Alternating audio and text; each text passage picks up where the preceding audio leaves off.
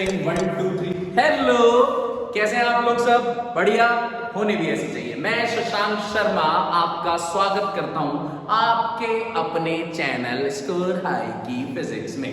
जी हाँ, बाकी बात आगे बढ़ाने से पहले आप सब्सक्राइब और लाइक पहले कर दें। क्या कह रहे हो? अभी देखा तो है नहीं, लाइक कैसे करते हैं? अजी कर दीजिए ना, पहले लाइक कर दीजिए, फिर दिखाते हैं ना बढ़िया चीज।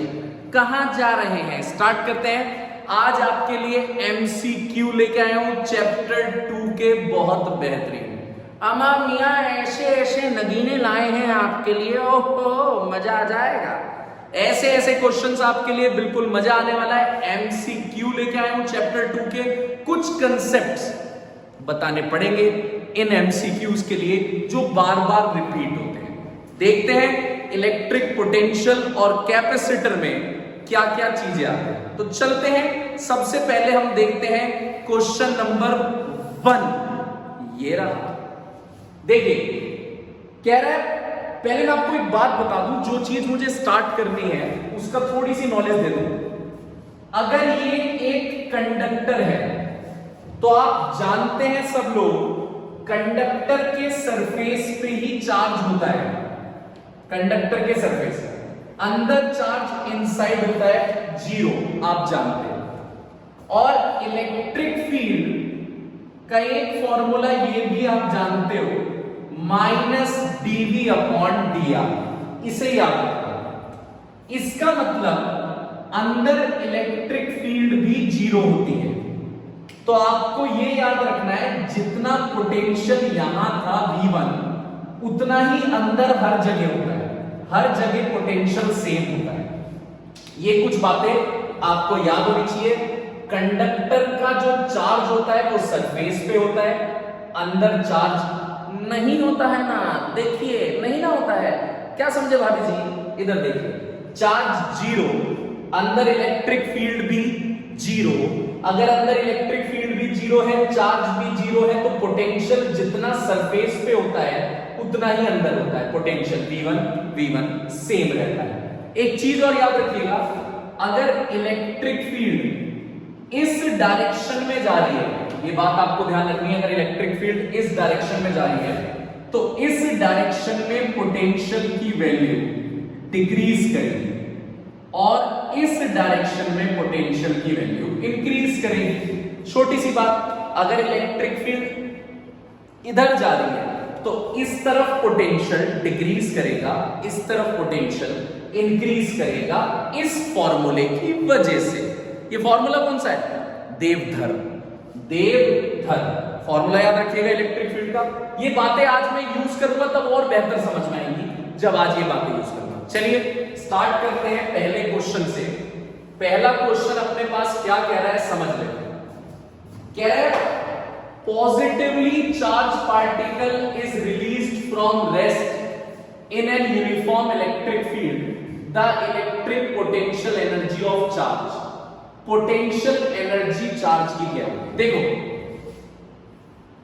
अगर इलेक्ट्रिक फील्ड इस तरफ जा रही है, आराम से समझना, आज के क्वेश्चन ढंग से समझने वाले हैं। अगर इलेक्ट्रिक फील्ड इस तरफ जा रही है और आपने पॉजिटिव पार्टिकल भी इस इलेक्ट्रिक फील्ड में छोड़ दिया, तो आप जानते हो कि पॉजिटिव चार्ज पार्टिकल पे फोर्स भी इलेक्ट्रिक फील्ड की डायरेक्शन में लगती है। अगर इलेक्ट्रिक फील्ड इधर जा रही है तो पॉजिटिव चार्ज पार्टिकल पे फोर्स भी इसी डायरेक्शन में लगती है। आपको ध्यान रखना है, सेम डायरेक्शन में लगती है। तो आप खुद समझ जाओ, इस डायरेक्शन में पोटेंशियल भी डिक्रीज करेगा, पोटेंशियल एनर्जी भी डिक्रीज करेगी। अगर इलेक्ट्रिक फील्ड इधर जा रही है, positive charge particle, in case question बदल देते, ये इलेक्ट्रिक फील्ड है और नेगेटिव चार्ज रख देते, नेगेटिव, इस इलेक्ट्रिक फील्ड में नेगेटिव चार्ज, तो नेगेटिव वाले पे फोर्स इधर लगती है, फोर्स इस तरफ लगती है, यानी पोटेंशियल भी इंक्रीज, पोटेंशियल एनर्जी भी इंक्रीज। इलेक्ट्रिक फील्ड की डायरेक्शन में ही चार्ज जाएगा तो potential energy decrease. Electric field से अपोजिट डायरेक्शन में चार्ज जाएगा तो पोटेंशियल और पोटेंशियल एनर्जी इंक्रीज। लेकिन अभी फिलहाल प्लस का है, इसी डायरेक्शन में चार्ज जा रहा है, तो होगा क्या, potential energy decrease because the charge moves along the electric field. जवाब ये है पोटेंशियल एनर्जी घट गई, इलेक्ट्रिक फील्ड की तरफ ही जा रहा है। मत जाओ ना भैया, नहीं ना समझ रहे हैं इस क्वेश्चन को, आप तो समझ रहे हैं ना, बहुत बढ़िया। अगला क्वेश्चन देखेंगे हम लोग, ये लो, ओहो स्टाइल है, देखो इस क्वेश्चन को देखिए क्या कह रहा है, समझते हैं। देखिए आपको एक फिगर दिखा रखी है, ए से बी तक चार्ज जा रहा है इन तीन फिगर्स में, ए से बी, ए से बी, ए से बी चार्ज जा रहा है। कुछ वर्क डन की बातें हैं, वर्क डन क्या होगा भाई, वर्क डन हम जानते हैं Q dash VB minus B. Q dash होता है जिस चार्ज को आप मूव करा रहे हो, VB मतलब फाइनल पोटेंशियल, VA मतलब इनिशियल। तो फिगर 1 में वर्क डन क्या होगा, फिगर नंबर 1 में वर्क डन क्या होगा, Q dash as it is, B का पोटेंशियल कितना है 40, A का पोटेंशियल कितना है 20, 40 माइनस 20 यानी 20 Q डैश, ये 1 में आ गया, ध्यान रखिएगा ये चीज 1 की आ गई, 1। अब चलते हैं 2 में, 2 अपने पास ये फिगर है, Q dash VB minus B, B का पोटेंशियल भाई ये 10 है, पहली लाइन 10 है तो दूसरी लाइन 20 होगी, अगर पहली लाइन 10 है तो दूसरी लाइन 20 होगी, तीसरी 30 है, चौथी 40 वोल्ट होगी। तो भैया यहां भी 20 और 40 से जा रहा है, ए से बी यानी 20 से 40, तो final voltage minus initial voltage, ये वाला पॉइंट ए है, ये वाला पॉइंट बी है, तो अपना आंसर आ गया Q डैश इंटू 20। अबे ये तो सेम आ गया बे, भाई क्या बे, छोटी गंगा बोल के नाले में कुदा दिया, सेम आ गया। अब देखिए तीसरी चीज, A से B जा रहा है, A से B, A भी 20 वोल्ट है, B भी 40, अब ये भी 20 है 40 है, तुम तो समझ गए भैया, अरे भैया ये तो बिल्कुल सेम आ गया भैया। देखो तो W3 कितना आ गया, Q डैश 40 माइनस 20, भैया ये तो सेम आ गया, सिंपल फॉर्मूला था भैया। क्या फॉर्मूला था भैया, भैया फॉर्मूला सिंपल सा ये था कि वर्क डन का formula Q dash final potential minus initial potential, 20 40 20 40 20 40, जब पोटेंशियल सेम है पोटेंशियल डिफरेंस भी तो सेम आएगा, और जब पोटेंशियल डिफरेंस सेम है तो वर्क डन क्या होगा, सेम। तो अपना आंसर आ गया option number C, work done same. Got my point, समझ रहे हैं ना भैया, आ रहा है ना भैया, एक सिंपल सा फॉर्मूला था लगा के क्वेश्चन सॉल्व। चले भैया तीसरे में, रुकिए रुकिए रुकिए, पहले इसकी निशानी यही खत्म कर देते हैं ना, इस क्वेश्चन की निशानी यही खत्म कर देते हैं, वहां दिखाई दे रही है, अच्छा नहीं लगता है। देखिए भैया चलते हैं क्वेश्चन नंबर 3 पे, ये रहा। चुटकी से पहले यार क्या चल रहा है भैया, टीम क्या कर रही है हमारी, चुटकी से पहले ही काम कर रही है, इशारा इशारा इशारा। Equipotential surface greater distance from collection of charges whose total sum is not zero are approximate। अच्छा अच्छा अच्छा, बहुत सारे चार्जेस हैं। अगर मैं बात करूं सिंगल चार्ज, तो सिंगल चार्ज का इक्विपोटेंशियल सरफेस सब जानते हैं कैसा होता है, स्फेरिकल। क्या कह रहे भैया, पता है ना, मुझे पता है, आपको पता है, मुझे भी पता है कि आपको पता है कि सिंगल चार्ज का जो पोटेंशियल होता है वो स्फेरिकल होता है। अब सुनो, कह रहे बहुत सारे चार्जेस हैं, सपोज करो plus Q1 minus Q2 plus Q3, बहुत सारे, लेकिन इक्विपोटेंशियल बहुत ज्यादा दूर पे बनाना है यार। अगर बहुत ज्यादा दूरी पे बनाना है तो ये जो बहुत सारे चार्ज हैं ये एज अ पॉइंट चार्ज काम करेंगे, पॉइंट चार्ज, क्योंकि बहुत सारे चार्ज से बहुत दूर निकालना है आपको इक्विपोटेंशियल, तो ये काम करेंगे एज अ पॉइंट चार्ज। अगर ये एज अ पॉइंट चार्ज काम करेंगे, सिंगल चार्ज काम करेंगे जब ये इतनी दूरी पर है, तो अभी भी इक्विपोटेंशियल सरफेस कैसा रहेगा भैया, भैया आंसर स्फेरिकल ना आ गया है। देखिए प्यारा सा आंसर, बहुत प्यारा सा, नन्ना मुन्ना सा आंसर, स्फेरिकल। स्फेरिकल। ये सिर्फ इसलिए संभव हो पाया है क्योंकि चार्ज से बहुत दूर निकालना है। जब चार्ज से बहुत दूर चले जाओगे तो वो चार्ज छोटा हो जाएगा। एक छोटा सा एग्जांपल देता हूं, क्या चांद छोटा है? अब बहुत बड़ा है, ओए मामा मत समझ लियो, चांद बहुत बड़ा है। चांद छोटा है नहीं, लेकिन चांद को बहुत दूर से देख रहे हैं इसलिए छोटा दिखाई देने लगा। यानी हर बड़ी चीज पॉइंट ऑब्जेक्ट बन जाती है जब बहुत दूर हो। यहां भी उसने बोल दिया ग्रेट डिस्टेंस, इसका मतलब ये जो बड़ी चीज थी ये बहुत दूरी की वजह से छोटी हो गई, और जब ये पॉइंट ऑब्जेक्ट बन गया, पॉइंट ऑब्जेक्ट, तो इक्विपोटेंशियल सरफेस स्फेरिकल हो गया। मामा वाला एग्जांपल याद रखना। अबे तुम्हारे मामा नहीं, चंदा मामा, समझ रहे हो ना? आगे चलते हैं, अगला क्वेश्चन देखते हैं।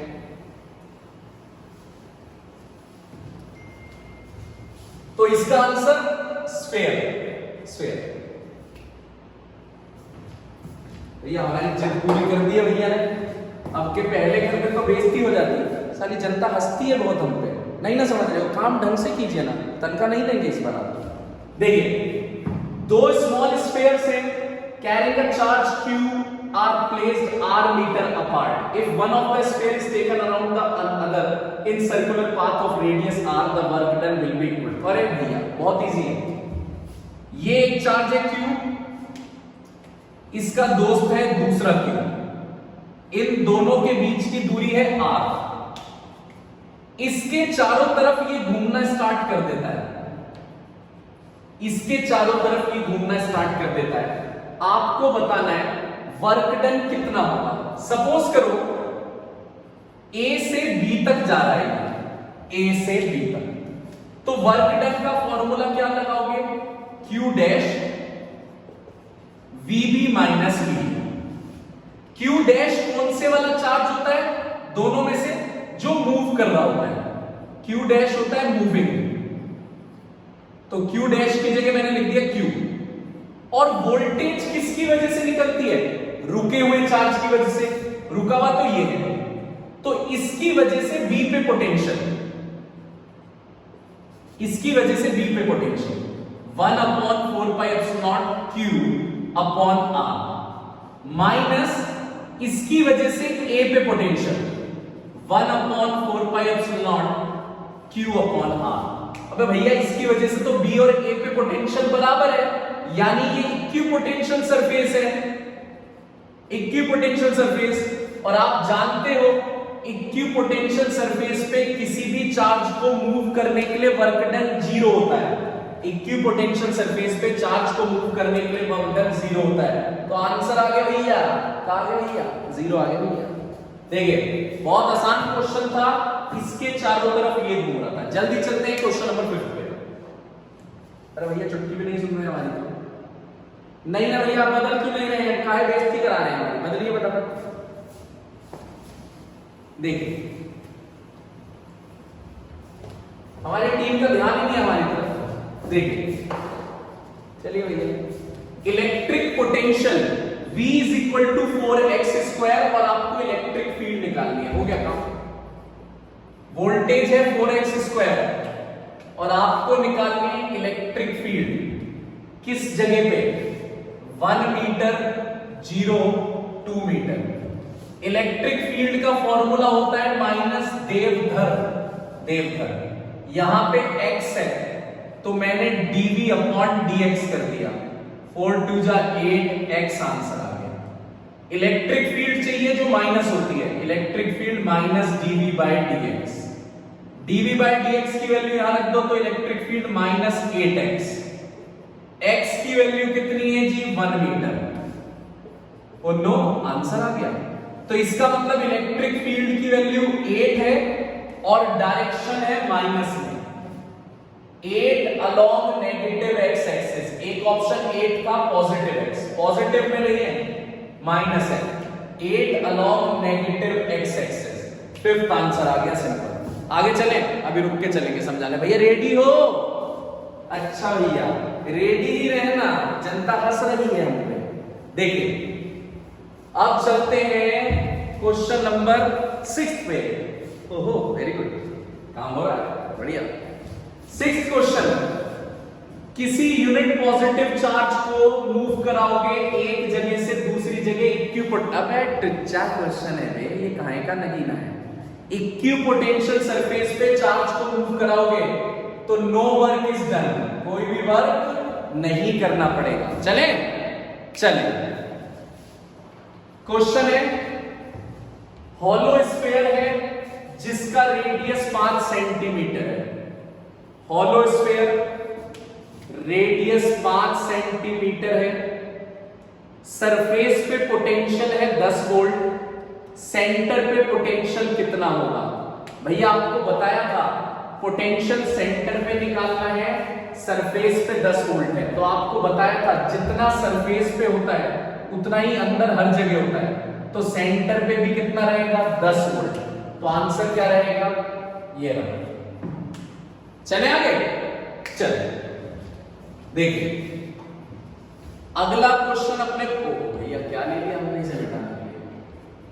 अगला क्वेश्चन, इलेक्ट्रोस्टैटिक फोर्स किसी भी मेटल प्लेट कैपेसिटर पे, पैरेलल प्लेट कैपेसिटर पे चार्ज क्यू है, एरिया ए है, इनमें से क्या होगी? ठीक है, फोर्स का फॉर्मूला आप सब जानते हो, चार्ज पे कितना लगता है? QE, यही लगता है। अगर चार्ज इलेक्ट्रिक फील्ड में हो तो फोर्स का फॉर्मूला QE। इलेक्ट्रिक फील्ड की जगह लिख सकता हूं V/d, क्योंकि V is equals to ED होता है, इलेक्ट्रिक फील्ड इनटू डिस्टेंस। तो मैंने इलेक्ट्रिक फील्ड की जगह V/d रख दिया। अब V की जगह मैं लिख सकता हूं Q/c, क्योंकि C होता है Q/V, तो इस हिसाब से V की जगह लिख सकता हूं Q/c। C की जगह लिख सकता हूं पैरेलल प्लेट के लिए, C की जगह ε0 A/d, D से D कैंसिल, तो इसका मतलब जो फोर्स लग रही है वो डिस्टेंस पे डिपेंड नहीं कर रही। फोर्स जो लग रही है independent of distance between the plates, plates के डिस्टेंस पे। क्या कह रहे हो, एक बार फिर बता दूं? फिर बताऊंगा।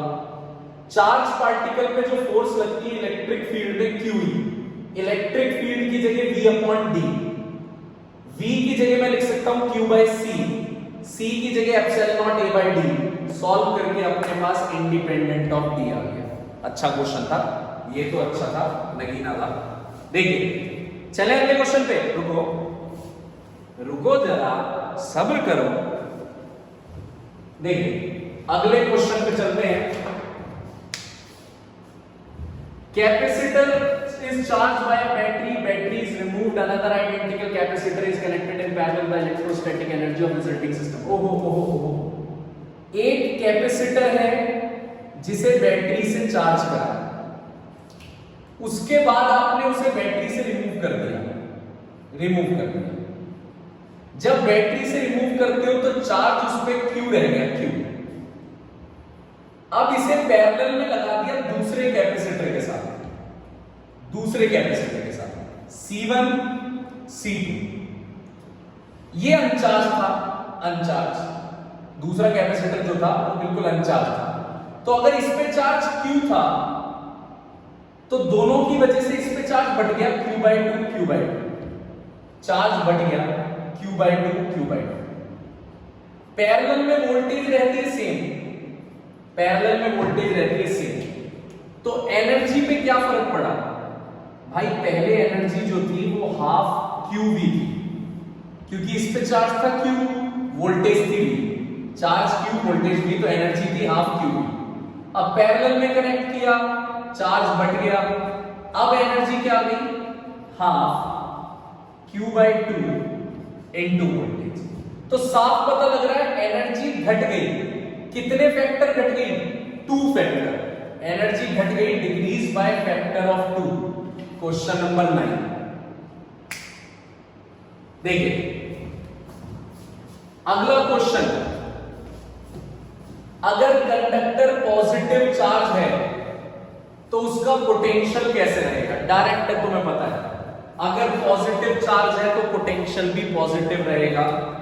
फॉर्मूला KQ/R, चार्ज पॉजिटिव तो पोटेंशियल पॉजिटिव, चार्ज नेगेटिव तो पोटेंशियल नेगेटिव। चलते हैं अगले क्वेश्चन की तरफ।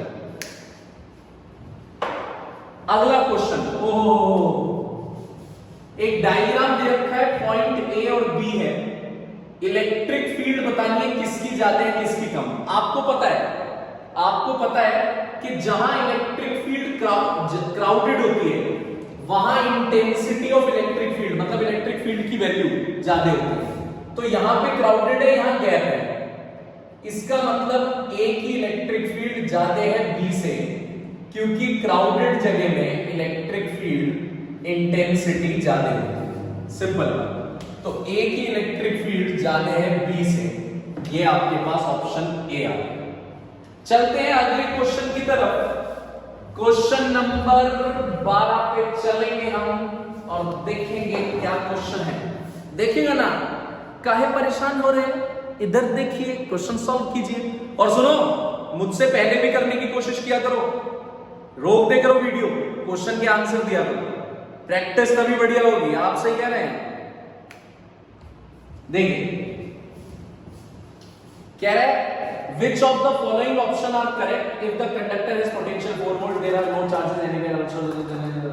देखिए, अगर कंडक्टर का पोटेंशियल 4 वोल्ट है तो इनमें से कौन सा ऑप्शन करेक्ट है?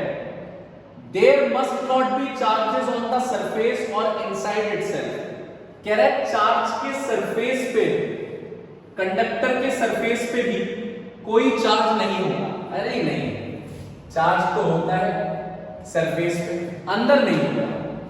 There cannot be any charge in the body of conductor। ये सही है, बॉडी के अंदर चार्ज नहीं होता। क्लास स्टार्ट होने से पहले ही बताया था, कंडक्टर के अंदर ना चार्ज होता है ना इलेक्ट्रिक फील्ड होती है। तो अपना ऑप्शन नंबर कौन सा चलेगा? बी चलेगा।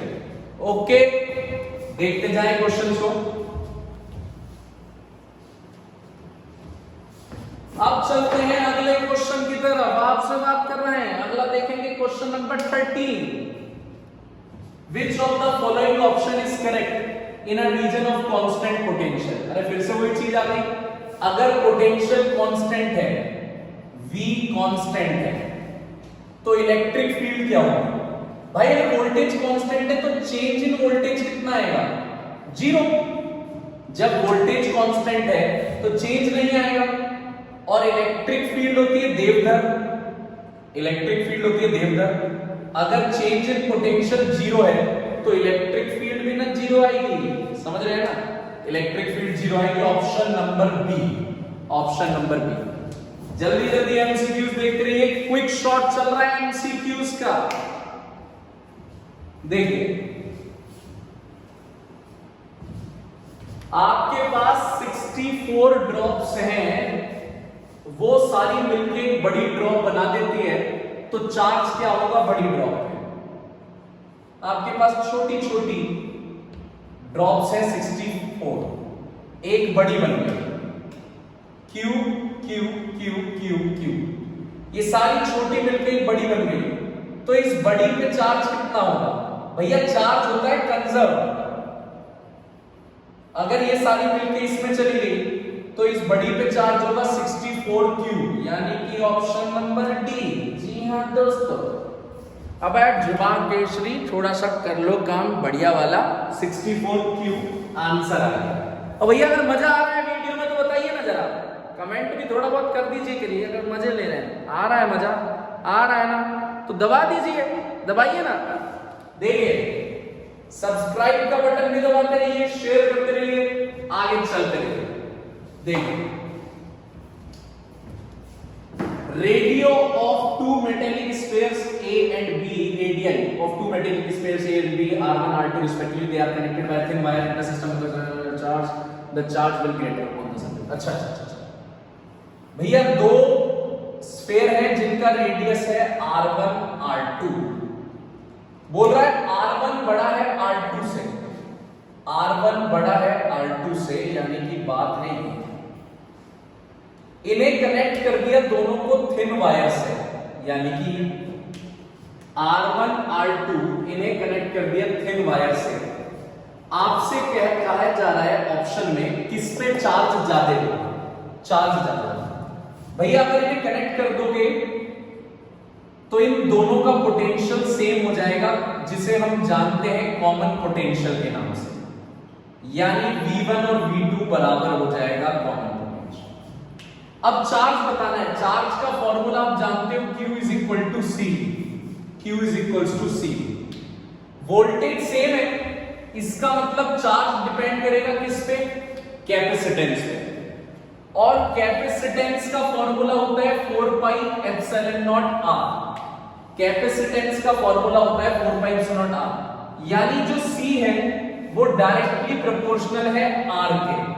तो जिसका रेडियस ज्यादा है उसका कैपेसिटेंस ज्यादा है, और जिसका कैपेसिटेंस ज्यादा है उसी का चार्ज ज्यादा है। रेडियस किसका ज्यादा है? R1 का ही कैपेसिटेंस ज्यादा है, R1 का ही चार्ज ज्यादा है। तो ऑप्शन क्या रहेगा? On the surface of sphere A वाले स्फीयर का ज्यादा रहेगा charge, on the surface of sphere ए।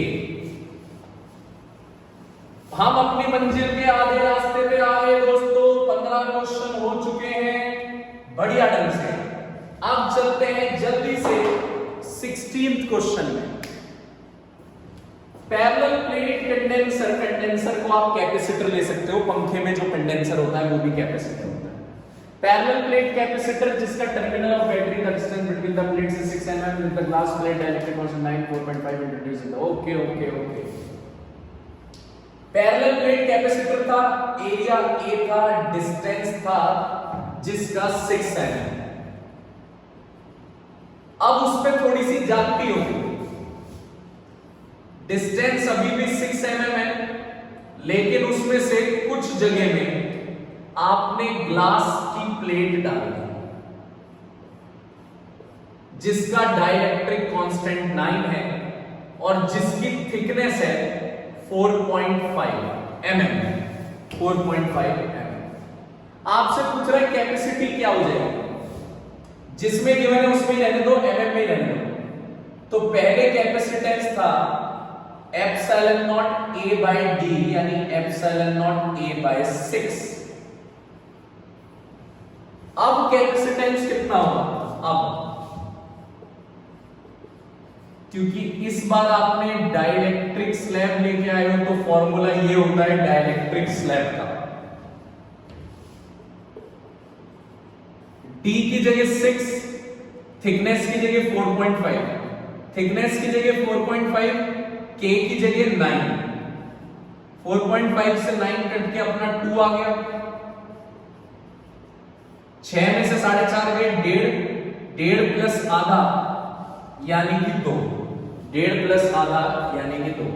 अब बिफोर और आफ्टर आपको खुद समझना आ रहा है। बिफोर अपॉन में after, epsilon naught A by 6, epsilon naught A by 2, यानी C बिफोर अपॉन में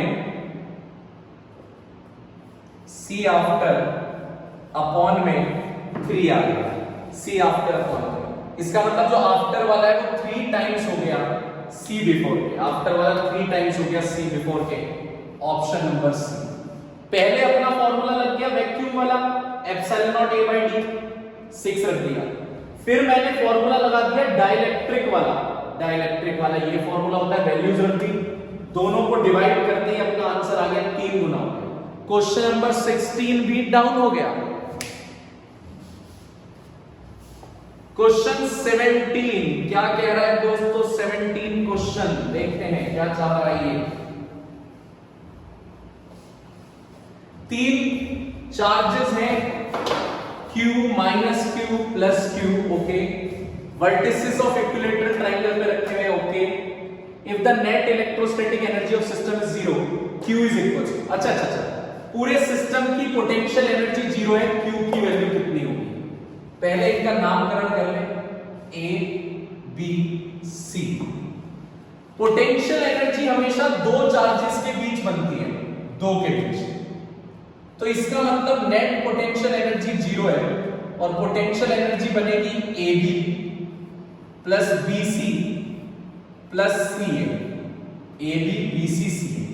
पोटेंशियल एनर्जी का formula K Q1 Q2 upon में R, मतलब दूरी।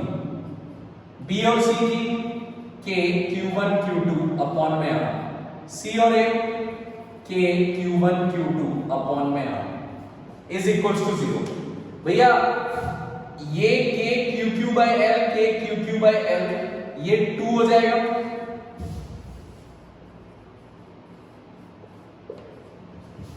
K Q square by L यानी K QQ by L is equals to 0। ये पूरा इधर ले जाओ, माइनस हो गया, एक Q से एक Q कट गया, K से K कट गया, L से L कट गया, 2 नीचे आ जाएगा। तो Q की वैल्यू कितनी आ गई? Minus Q by 2। Q की वैल्यू आ गई माइनस का Q बाय 2, यानी कि ऑप्शन नंबर डी, माइनस का Q बाय 2।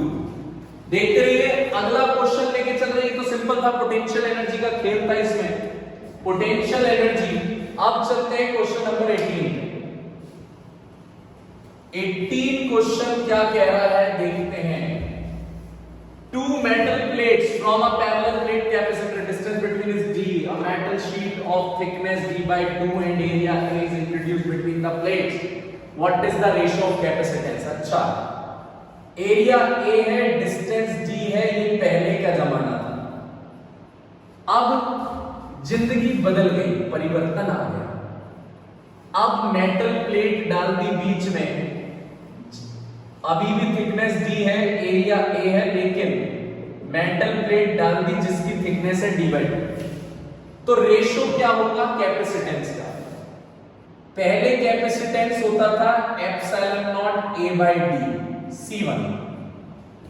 अब आपने कंडक्टिंग स्लैब डाल दिया तो epsilon naught A upon D minus T। Conductor वाला स्लैब ये फॉर्मूला होता है,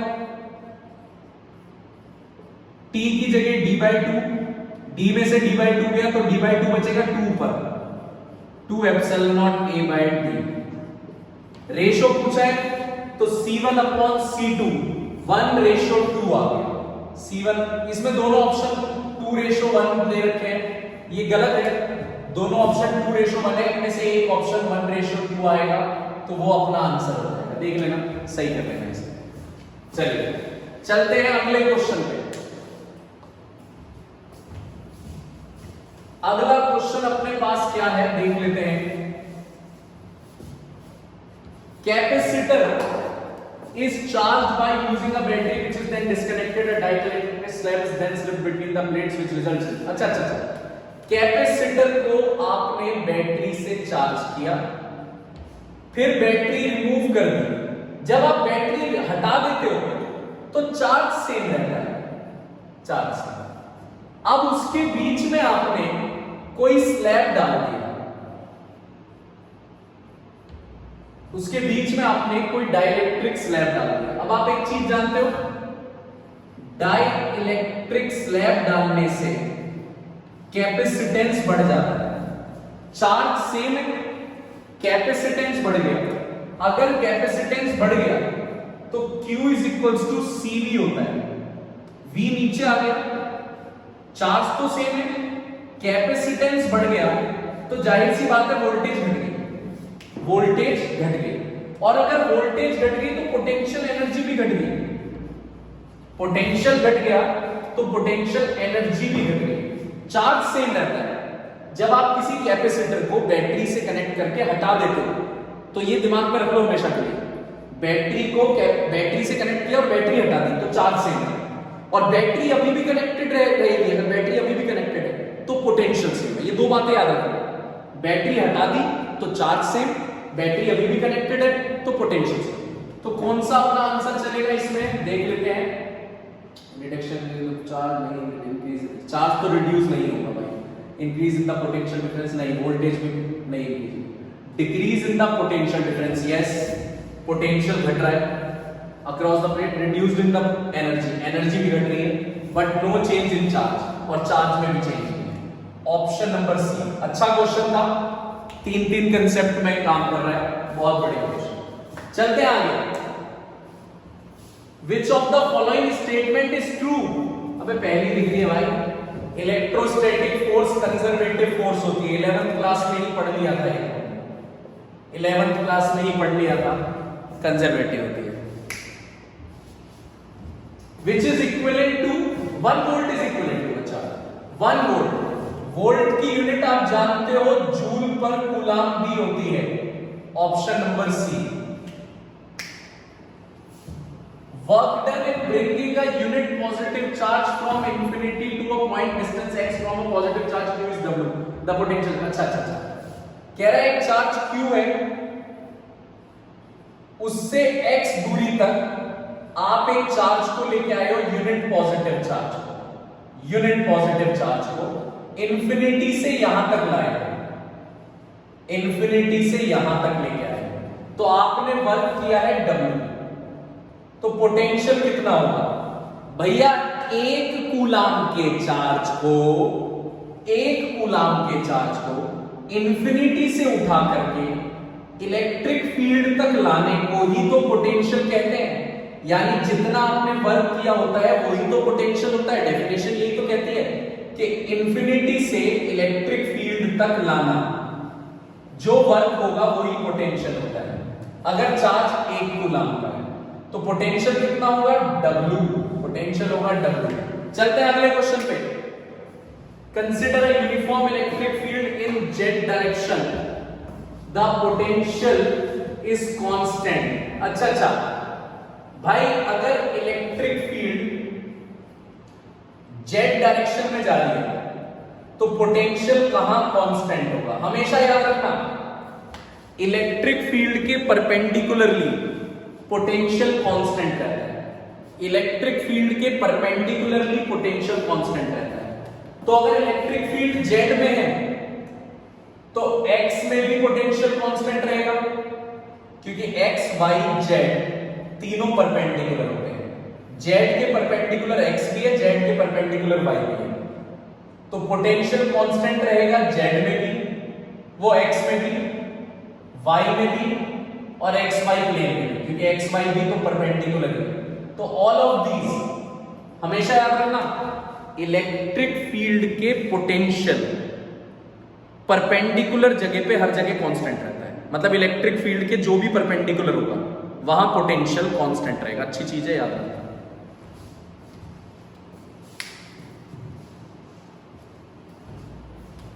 equipotential surfaces are closer in a region of larger electric field compared to region of electric lower electric field। पहला option बिल्कुल सही है, जहां इलेक्ट्रिक फील्ड की वैल्यू, इलेक्ट्रिक फील्ड ज्यादा होगी, जहां इलेक्ट्रिक फील्ड ज्यादा होगी वहां पे पोटेंशियल, वहां पे जो अपना पोटेंशियल है वो इक्विपोटेंशियल सरफेस पास पास होते हैं। मैंने बताया था इलेक्ट्रिक फील्ड ज्यादा है तो इक्विपोटेंशियल सरफेस क्राउडेड रहता है, क्राउडेड। तो ऑप्शन ए बिल्कुल सही है।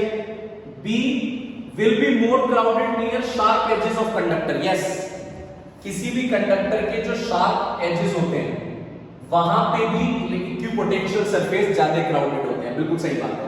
फ्लैट की जगह शार्प पे ज्यादा होते हैं। Will always be equal space, नहीं, बराबर दूरी नहीं होती, कम ज्यादा होती रहती है equipotential surface. Both A and B बिल्कुल सही है, बोथ ए एंड बी सही है, ए और बी सही है equipotential surface. In a region of constant potential, अच्छा अभी तो ये पहले भी आया था क्वेश्चन, अगर पोटेंशियल कांस्टेंट है, कांस्टेंट, तो चेंज इन पोटेंशियल जीरो है, और चेंज इन पोटेंशियल जीरो है तो इलेक्ट्रिक फील्ड भी जीरो है, क्योंकि इलेक्ट्रिक फील्ड होती है Deodhar, electric field is zero. Test charge को आप लेके जा रहे हो लो पोटेंशियल से हाई पोटेंशियल, तो इसका मतलब potential energy of test charge, अबे भाई सिंपल क्वेश्चन है, अगर लो पोटेंशियल से हाई पोटेंशियल की तरफ लेके जा रहे हो इसका मतलब अलोंग इलेक्ट्रिक फील्ड लेके जा रहे हो। अलोंग इलेक्ट्रिक फील्ड अगर आप चार्ज को लेके जा रहे हो, अभी पहले बताया था आज, इलेक्ट्रिक फील्ड के अलोंग अगर चार्ज को लेके जा रहे हो, आप ऐसे भी तो बता सकते हो, सॉरी उल्टा बोल दिया मैंने, लो पोटेंशियल से हाई पोटेंशियल लेके जा रहे हो यानी पोटेंशियल बढ़ रहा है, अगर पोटेंशियल बढ़ रहा है तो पोटेंशियल एनर्जी भी आपके पास उसी हिसाब से इंक्रीज करेगी। सिंपल कंसेप्ट, ये तो पहले भी बताया था, इंक्रीज करेगी। इलेक्ट्रिक डाइपोल मूवमेंट के लिए इनमें से कौन सा ऑप्शन सही है? टॉर्क का फॉर्मूला P क्रॉस E, बिल्कुल सही है। टॉर्क P क्रॉस E होता है PE sin theta. Potential energy P dot E, नहीं, क्योंकि पोटेंशियल एनर्जी होती है minus PE cos theta 2 minus cos theta 1, ये नहीं चलेगा। Resultant force on dipole is zero, yes, dipole पे नेट फोर्स जीरो होती है, ये भी बताया था पहले की वीडियोस में भी बता चुका हूं मैं आपको। तो करेक्ट ऑप्शन कौन सा हो गया? ये गलत है, ये दोनों सही है, यानी फर्स्ट और थर्ड सही है। तो फर्स्ट सेकंड थर्ड करेक्ट नहीं, फर्स्ट और third are correct and second is wrong. बिल्कुल ऑप्शन नंबर 29 क्वेश्चन। अपनी मंजिल पाते हुए दोस्तों, मंजिल जरूर पा रहे हैं। क्वेश्चन देखिए, क्वेश्चन लाजवाब है। सब्सक्राइब जरूर करना है। तो सही कह रहे हैं भाई, तुम ऐसे नहीं जाना है, कुछ भी फेंक के मार दे, सब्सक्राइब कर दे भाई। देखिए, if conductor has potential V not equal to 0 there are no charges anywhere alpha A, simple principle. अगर कंडक्टर की पे पोटेंशियल 0 नहीं है, there must be charge on the surface और इनसाइड द सरफेस। इनसाइड नहीं होता, ठीक है, और inside itself there cannot be any charge in the body of conductor। बिल्कुल सही जवाब बोल रहा है कि चार्ज जो है वो अंदर नहीं होगा कंडक्टर के। there must be charge only on the surface, ये भी नहीं है, सरफेस के बाहर भी हो सकता है, बोल देंगे एयर भी करेक्ट नहीं, ऑप्शन नंबर बी, ठीक है, क्योंकि उसने बोल दिया चार्ज इनसाइड भी, ये इसलिए गलत हो गया, option number B. 30 question. Perfect conductor के लिए इसमें से कौन सी स्टेटमेंट गलत है? गलत स्टेटमेंट ढूंढनी है, गलत मांग रहा है। Surface of the conductor is an equipotential surface, बिल्कुल सही है, इक्विपोटेंशियल सरफेस होता है, बिल्कुल सही है। तो ये तो फॉल्स नहीं है, ये तो सही है, ये ट्रू है, ये फॉल्स मांग रहा है। Electric field just outside the surface of conductor is perpendicular, ये भी बात सही है। इलेक्ट्रिक फील्ड इक्विपोटेंशियल सरफेस के परपेंडिकुलर होती है, यस ट्रू है। The charge carried by conductor is always uniformly distributed over the surface of conductor. Conductor के सरफेस पे बिल्कुल यूनिफॉर्मली डिस्ट्रीब्यूटेड होता है, ये भी ट्रू है। तो सारी बात तो ट्रू निकल रही है, यानी नन ऑफ दीज, कोई भी फॉल्स नहीं है, बिल्कुल सही है। 30 क्वेश्चन का शॉर्ट लगा दिया आपने एमसीक्यू का चैप्टर नंबर 2 में। जरूर बताइएगा कमेंट करके कि क्वेश्चंस अच्छे लगे या बेकार, और अगली वीडियो में और हाई किया जाए, ये भी बताते रहिएगा। और अगर चैनल को सब्सक्राइब नहीं कर रहे, यार गलत बात है, भाई मेहनत कर रहा है, तुम भाई के लिए एक बटन नहीं दबा सकते? दबा दो यार, एक बटन दबा दो, चैनल को सब्सक्राइब कर दो, वीडियो को लाइक कर दो, कमेंट करके बता दो, और शेयर कर दो, बता दो सबको। फिजिक्स पढ़ते रहो, फिजिक्स हार्ड नहीं है। Bye then.